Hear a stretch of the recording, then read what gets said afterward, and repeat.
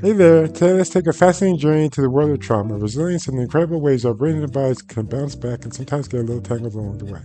Imagine experiencing traumatic stress, those destabilizing waves that shake your sense of safety and mess with your multisensory perception. It's like your brain's delicate tapestry of sensory and emotional threads gets frayed, especially in folks with insecure or disorganized attachment styles.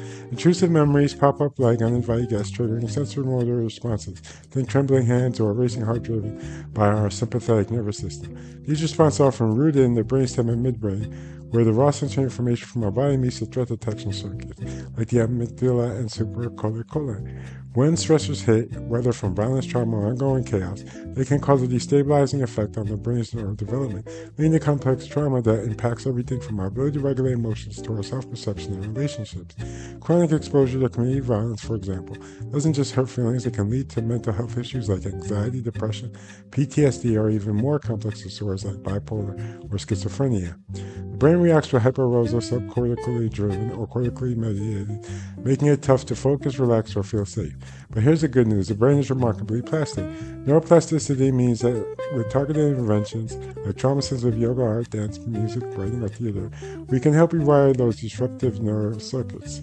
These multisensory active engagements promote mindful attention and sensory motor integration, strengthening the medial prefrontal cortex and other key areas involved in emotion regulation and self-awareness. It's all about creating new neural traces, reducing fragmentation of sensory memories, and building resilience. Therapeutic approaches often involve establishing strong alliances. Think of it as your brain safety net, using cognitive therapies that focus on sensory affective experiences and systems of meaning. These help in managing dissociation, depersonalization, and derealization, all coming under the weight of trauma. By engaging the visceral state, interoception, and proprioceptive inputs via the vagus nerve, we can help restore homeostatic regulation and calm the hyperaroused threat detection circuitry. On the biological side, trauma can cause changes like gray matter atrophy, dendrite loss, or disruptions in glutamate concentrations. Those excitatory neurotransmitters that keep our brain's messaging running smoothly.